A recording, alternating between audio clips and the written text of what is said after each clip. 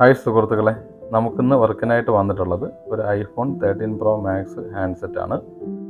Customer പറഞ്ഞ complaint എന്താണെന്ന് വെച്ചാൽ, കസ്റ്റമറുടെ കയ്യിൽ നിന്ന് താഴെ വീണതിന് ശേഷം മൊബൈൽ ഫോൺ ഓൺ ആകുന്നില്ല എന്നതായിരുന്നു കംപ്ലൈൻറ്റ്.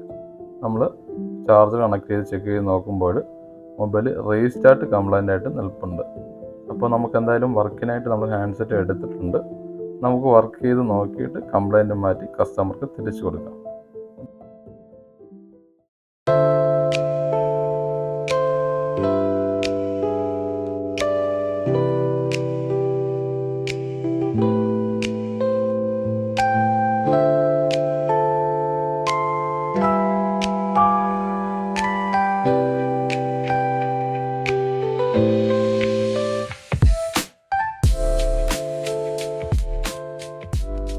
ഇപ്പോൾ നമ്മുടെ വർക്ക് കഴിഞ്ഞിട്ടുണ്ട്.